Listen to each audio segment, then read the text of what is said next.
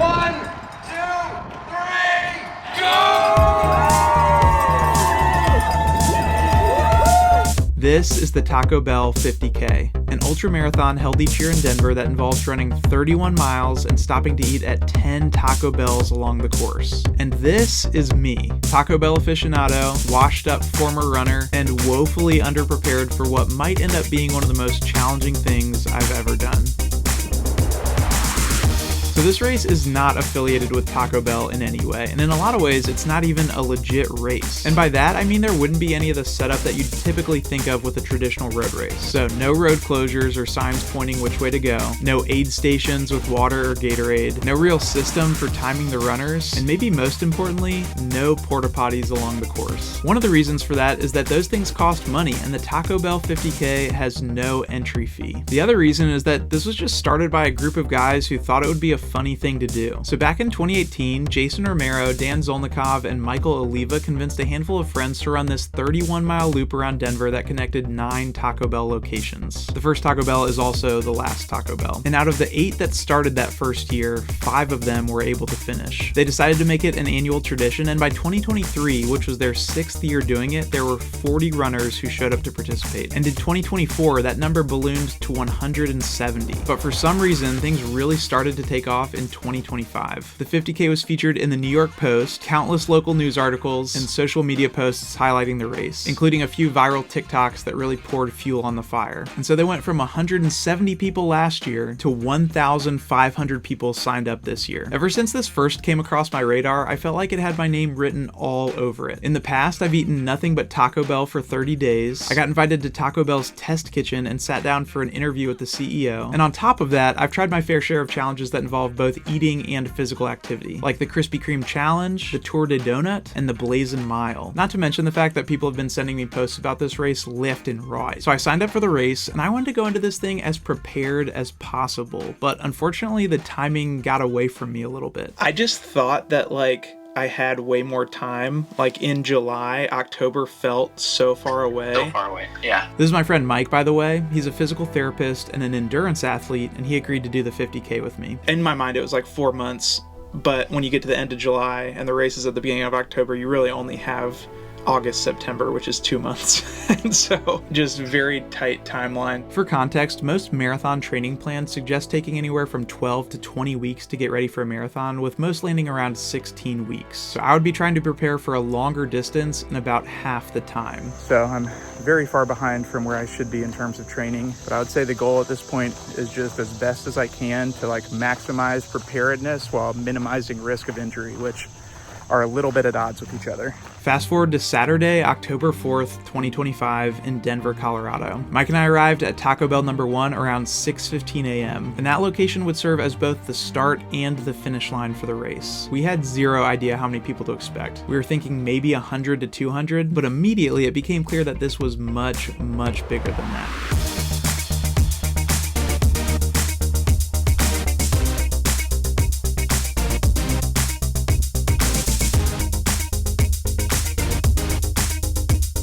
We made it through this long line and got our race bibs, which as far as we could tell were made of printer paper covered in packing tape. So we put those on, packed up our stuff, and got ready to go. Hey, do you want to do pickle time? Oh yeah, absolutely.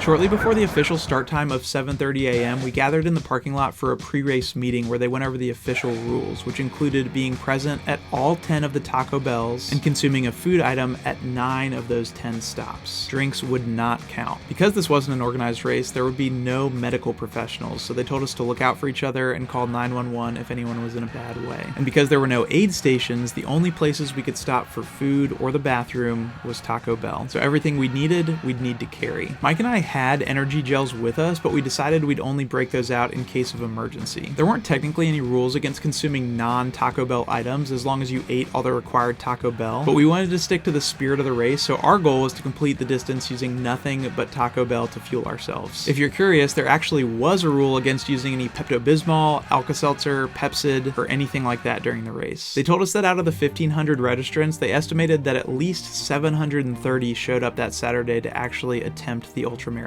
right, you guys, it is Taco Bell Ultra Marathon. Can I By the way, an ultramarathon is anything over the marathon distance, or 26.2 miles, so at 31 miles, this definitely qualified. Once they communicated all the relevant information, they played the national anthem. And as I was standing there thinking about this uniquely American race, there was one huge question on my mind. Would I actually be able to finish? I've technically crossed the finish line in 3 marathons and 1 distance bike race, but none of them were recent, and for each of them, I crashed and burned hard at some point during the race.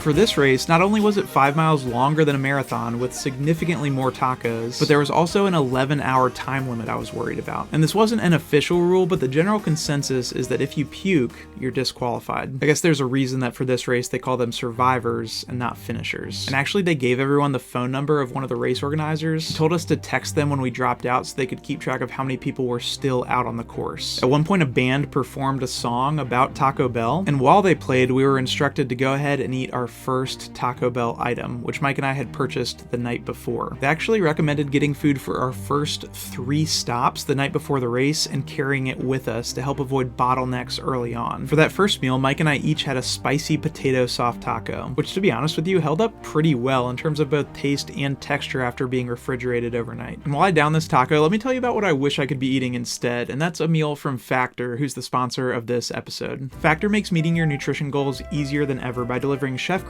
restaurant-quality meals right to your doorstep. Their meals are fresh, never frozen, and they're ready to eat in just 2 minutes. My health is definitely a priority for me, but sometimes busy schedules can make it difficult to prep a nutritious meal or make sure I'm getting enough protein. But when I have Factor in the fridge, it's easy to choose meals with whole food ingredients, like this Athenian-style feta chicken with roasted zucchini and tomatoes, which has 42 grams of protein. And I've also been enjoying their breakfast options, like these chicken chorizo and cheese egg bites, which have 19 grams of protein per serving. Factor actually just doubled the size of its menu with 80 plus rotating weekly meals with double the seafood and protein options. Plus, this is Factor's healthiest menu yet, so you don't have to stress about staying on track. It just lightens the mental load of knowing that you have to plan and prep and cook and then wash dishes just to eat clean. So if having one less thing to worry about sounds appealing to you, you can head to factor75.com, scan this QR code, or click the link below and use code REVIEWFB50 to get 50% off your first Factor box plus free breakfast for a year. That's code REVUEFB50 at factor75.com to get 50% off plus free breakfast for 1 year. Alright, back at the opening ceremonies, we finished our tacos and signed our wrappers to carry with us for the rest of the race. Since there are no race officials, you have to hold on to your Taco Bell wrappers and turn them in at the finish line. This was kind of a cheeky homage to the Barkley Marathons, which is considered one of the hardest races in the world. Even though we only had to eat something at 9 of the 10 stops, our goal, at least for the time being, was to eat food at all 10. After they concluded the song, all 730 plus of us funneled into the drive-thru, which would serve as our start line. And I mean, come on. This archway was literally perfect for this. Because of how many people had signed up, they split us into 3 waves. Wave 1 was for people who anticipated finishing in between 6.5 and 7.5 hours. Wave 2 was for 7.5 to 9 hour finish times. And finally, Wave 3 was for 9 to 11 hour finish times. Due to my lack of training and my insane inability to learn my lesson when it comes to not starting out too fast, we decided to start in the second wave, so I could hopefully start slow and maintain that pace for as long as possible. Around 7:41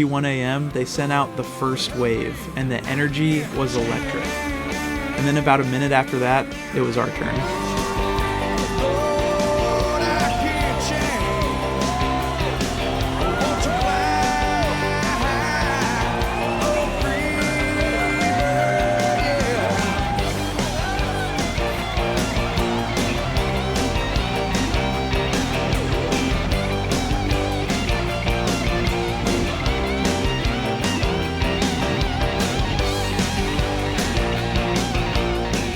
One mile in, 30 more miles to go.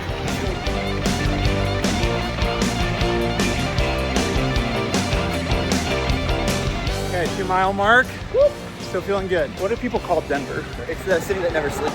Denver, the city that never sleeps. The first couple miles were smooth sailing, and before we knew it, we were at our second Taco Bell of the day. Once again, we had packed our food for this stop. Mike had a regular soft taco with ground beef, and I had a 2-pack of Cinnabon Delights. As I mentioned previously, anything that wasn't a drink was fair game, so these definitely counted, and I kind of like to think of Cinnabon Delights as Taco Bell's version of an energy gel. We didn't spend long there at all and headed out on our way to the next Taco Bell. Okay, number 2 down. At this point, I was still feeling good, still trying not to let myself go too fast.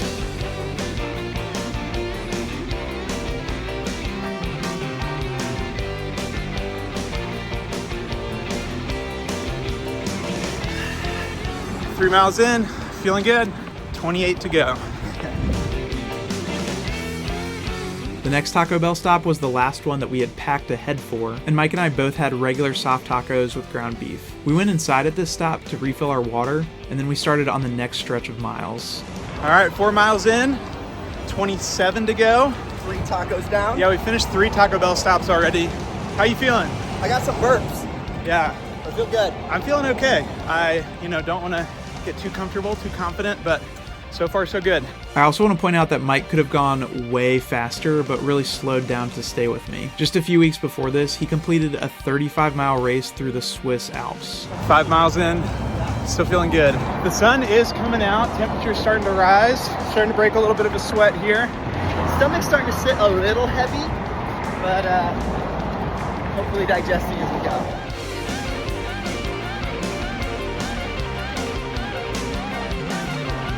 All right, so just over 6 miles, 25 to go. So we're approaching the 10K mark, which means that we're 20% of the way through, right? That's just good math right there. That's huge. I was still feeling relatively good at this point, but I was slightly worried about the effect the altitude would have on me. How concerned should I be with the fact that this is at elevation? That one I don't actually know. It's been a thought I've been chewing on a ton. I will probably actually be in trouble with that, especially because we're not getting there early enough to actually acclimate. Yeah. Even though things were going smoothly so far, everything was about to change when we arrived at our 4th Taco Bell. Because first off, when we went inside, it was absolute chaos. Because most people packed their food for the first 3 stops like we did, this was the first Taco Bell where people were truly ordering. And since it was still early in the race, most of the pack was still together. We had placed our order when we were at the previous Taco Bell number 3, and when we arrived at number 4, it was around 9 a.m. My app was saying that our food would be ready around 9:10, so a 10-minute wait wouldn't be terrible as long as we were able to grab our food when it came up, because there was a real risk of someone else, either accidentally or on purpose, making off with our food. One runner we talked to said that he just placed his order as he was arriving at this stop, and his app was saying that it would be ready around 11 a.m., so 2 hours later. While we waited, we refilled our waters and went ahead and placed orders for the next 2 Taco Bells, because we were stressed about how this wait time and any future wait times would affect our ability to finish within the cutoff time. Thankfully, we were able to get our food about 10 minutes after it was estimated to be ready, so a wait time of roughly 20 minutes total. I've mentioned that you have to eat at 9 of the 10 Taco Bells, but there were actually a few additional requirements as well. And one of those requirements was that by stop number 4, which was this stop, you had to have eaten either a Chalupa Supreme or a Crunchwrap Supreme. Mike and I both went with the Crunchwrap. You're also not allowed to make modifications, so that meant a good chunk of dairy. Not to mention how large this thing is. I mean, I know you want to be fueling for long races, but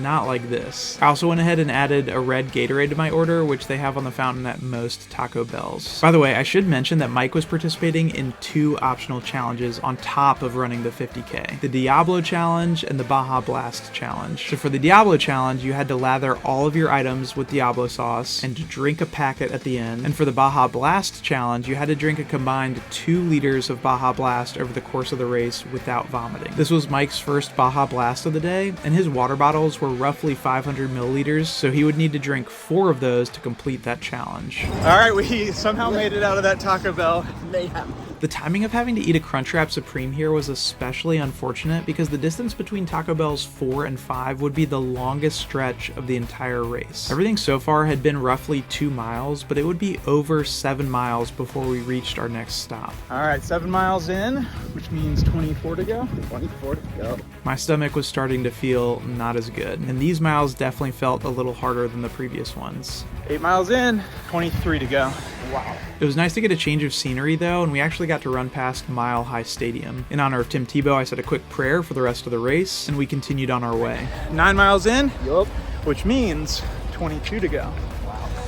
Making progress. I would say there are two things I've learned since my previous races that I wish I knew beforehand, but are probably super common knowledge. One is that I need to keep an eye on my heart rate. I mean, what it's going to boil down to is like, can we keep the heart rate low? Yeah, and like just recognizing a correlation between like the high heart rate and how like terrible I'm How feeling. bad you feel, yes. And two is that fueling is crucial for races that are going to take longer than 2 hours. I honestly had never really like put a ton of thought into like fueling, but it's like, It's probably the game changer. yeah, dude, this would have been so helpful before I ran my first or second or third marathon.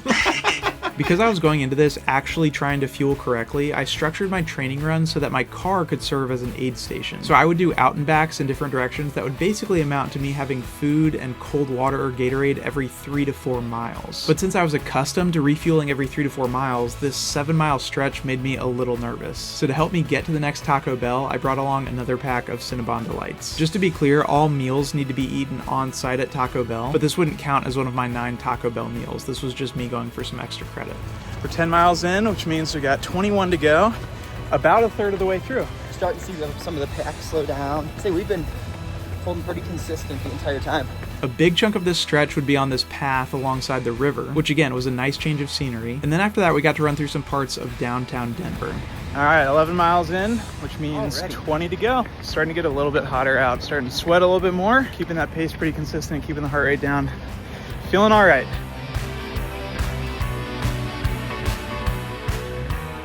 Okay, 12 miles down, 19 to go. This part of the course did unfortunately feature some long uphill sections. Mike told me that it's common in ultramarathons to walk the hills, but I was feeling okay and my heart rate was in an acceptable range, so we pressed onward. All right, we are 13.1 in. Half marathon, here we go. Half marathon done, so we'll do this another time and then another 4.5 miles, but overall still feeling good for this point in the race. Yeah.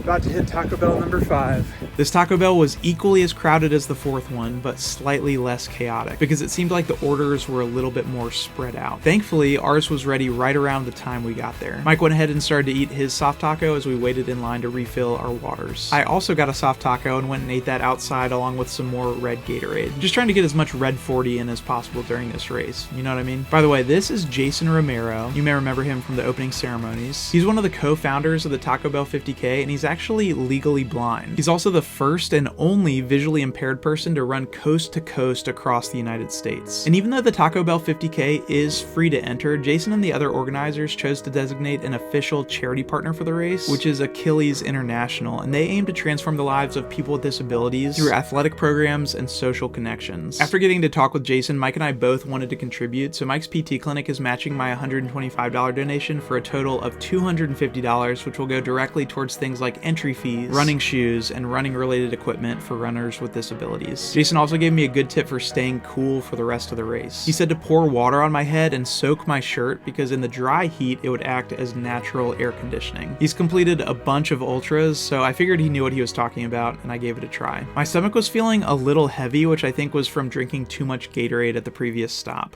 14 miles in. We are at the 15.5 mile mark, which means we are officially halfway through this race. I will say that fatigue is definitely starting to set in. Mike, how are you feeling? Doing good. Starting to get some achiness, but I feel like we're holding together pretty well. Almost at Taco Bell number 6. Stop number 6 was finally less crowded, but I think we maybe just missed a big pack of people right before us. Mike had another soft taco with ground beef, and I went back to my old reliable, the spicy potato soft taco. And I actually decided to get up and walk around a little bit while I ate because I didn't want my legs to tighten up too much while I was sitting down at the table. We finished our food and started out on the next stretch. All right, 16 miles in, which means 15 to go, and we've done 6 of the 10 Taco Bells. Are you gonna eat it all 10 still? That's the goal, but things could change. Feeling a little burpy right now. Looking back, I would say that this was the point in the race where things really started to take a turn. In addition to being tired, I was also starting to feel the beginnings of a headache, and I don't know if that was the altitude or the dehydration or both, but there was definitely a delicate balance I was trying to strike between hydrating sufficiently and not having my stomach feel super full with a bunch of Gatorade sloshing around in there with all the tacos and everything else I'd eaten. All right, we're 17 miles in, 14 to go. Not feeling fresh. Yeah, stomach's a little gurgly. Okay, 18-mile mark. My stomach is feeling a little bit better, but definitely just feeling super tired. Mike's over there. The crazy thing is, still have a half marathon to go. At this point, my knees really started to feel the cumulative effects of 18 miles on pavement. Mike, on the other hand, was just cruising. Feeling really good. Sam's definitely holding his own, but I think he's starting to die out, but we're doing really well. All right, 19 miles in, 12 to go. When we had to stop at stoplights like this one, that's when I could really feel just how achy my legs had gotten. This was also the point in the race where we first ran into people who had dropped out, which in some ways was encouraging. It's like, okay, I'm still going. But in other ways, it's like, wait, there are a lot of people dropping out. I found out later that there were 516 survivors. So that means that roughly 1 out of every 3 people who started this race dropped out. Okay, 20 down, 11 to go. This is usually when things start getting tough, so it's a good sign for us. Things are already pretty tough. Don't tell Mike. Inside this Taco Bell, they actually had the bags divided into 2 sections on the counter. One half was real food items, and the other half was all cinnamon twists. And I don't want to throw any shade to the cinnamon twist runners, but I am proud to say that we didn't resort to using those as our food item, at least not yet. At this stop, we both got soft tacos with ground beef, and we got to meet this golden retriever named Tuna, which was definitely a pick-me-up. But sadly, we had miles to go before we slept, so we stored our wrappers and got moving. I wasn't planning on this, but someone came to pick me up. Just kidding. All right, 21 miles down. You know what that means? Taco time. 10 to go. That's what that means. I can do 10 miles. I can do 10 miles. I can't emphasize this enough. Mike was so not winded that he was out there striking up conversations with other runners. Meanwhile, I was over here fighting for my life, just trying to keep going. More stoplights, more achiness, and then we had to go up this crazy hill to get up to this path that would lead us in the direction of the next Taco Bell. We kind of fell into a pack of other runners here, which was nice, and we could also see people coming back from this Taco Bell in the other direction, because this part of the course was actually an out and back. All right, that's 22 miles down. Means 9 to go. And before we got to our next stop, Mike completed the Baja Blast challenge. When we arrived at Taco Bell number 8, I was definitely in need of a break, but unfortunately, I had my work cut out for me. Another stipulation for this race was that by the 8th Taco Bell, we would need to eat either a Burrito Supreme or a Nachos Bel Grande. The idea of munching on a bunch of chips didn't sound super appealing, so Mike and I both went with the Burrito Supreme. I don't know if you've had a Burrito Supreme recently, but that thing is dense. It's less calories than the Nachos Bel Grande, but it just felt like it was gonna sit like a brick in my stomach. It was a little bit of a struggle to get it down, both for me and for Mike. I'm not feeling good. Nervousness? Not nervous as much as I am just like not looking forward to the next 4 miles. Okay, so we're over 23 miles now, which means that everything past this is longer than anything I did in training.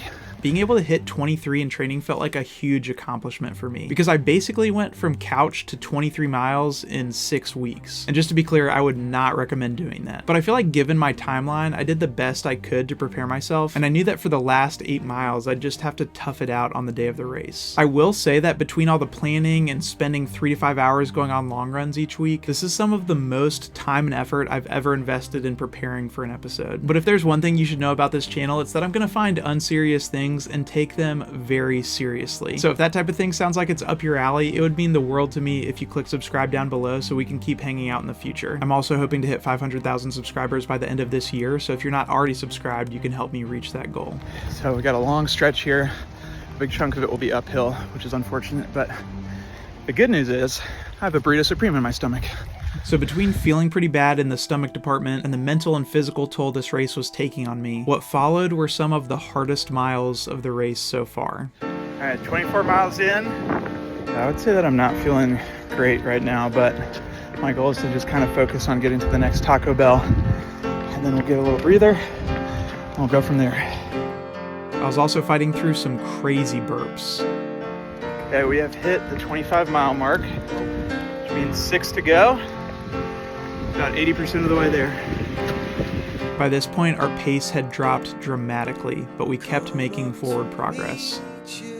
All right, we have just passed the 26.2 mile mark, which means we have completed a full marathon plus 8 stops at Taco Bell. We have about 5 miles left, 2 more Taco Bells. Whew. Here we go. In addition to my knees hurting, my back started hurting, and to make matters worse, the wind also picked up significantly. And with every step, the remaining 5 miles started to feel less and less possible. At this stage, everything just feels achy. Ankles hurt, knees are achy, hips are feeling some sort of a way. We're just here. Nobody said it was easy. It's such a shame for us to part. Nobody said it was easy. Somehow, we made it to the next Taco Bell, and I decided to get a Baja Midnight because I was in desperate need of another pick-me-up. Mike got his usual, a beef soft taco, and I got another spicy potato soft taco. Up until this point, I would say that with a couple exceptions, the food hadn't been that big of an issue for me. But for the first time in this race, I kind of felt like I might throw up. I just tried to take small bites and focus on keeping everything down. Come on, skinny love, just last the year. Poor little soul, we were never here. My, my, my, my, my, my, my, my, my, my. Staring at the sink of blood and crushed veneer. I got an extra order of Cinnabon Delights in case I needed some additional fuel for this final stretch, and we set out to cover the final 3.5 miles. Now beyond the 27-mile mark, so we have under 4 to go. And if I'm reading the elevation map correctly, most of it is downhill, which is a relief. Might be the longest 3.5 miles of my life. There's some debate about how accurately you can really calculate this, but some estimates suggest that for an unacclimated runner, covering 31 miles in Denver would require the same effort that it would take to run 34 miles at sea level. 28 down, a little under 3 to go. I'm not feeling good. During that next mile, we went through a park that had a row of porta potties, but I confidently ran straight on through. And believe it or not, I didn't drop a deuce until roughly 3 p.m. the next day. So to those of you who are confused, I will simply refer you to this hat that a bunch of people have been sending me on Instagram. 29 miles in, about 2 to go. Getting some pretty nasty burps. Just gotta lock in. I can run 2 miles. I'm not sure if I really believed that, but it was important for me to forget everything behind me and focus on manageable chunks so I could press on toward the goal. It's mile 30, mile to go. I feel like the back of my knees are like hurting pretty bad. What is that runs behind your knee? Popliteus. Okay, my popliteus is hurting really bad. As we started that last mile, I thought about all the races where I'd bonked. For the marathons, I entered and ran all of those by myself. When I did the Tour de Donut, I told the person I was doing it with they could go ahead without me, and I spent the next 4 hours utterly and completely alone. But this race was different. Even though Mike was much fitter and faster than me, he decided to stay back and run with me. I was able to do something I'd never done before, even though it was super hard because I had someone there beside me. And as we approached the finish line, I couldn't help but think, man, what a gift it is to move my body, to push myself beyond my limits and do things I didn't think I could do, to get to breathe hard and feel the air in my lungs. I don't want to take that for granted.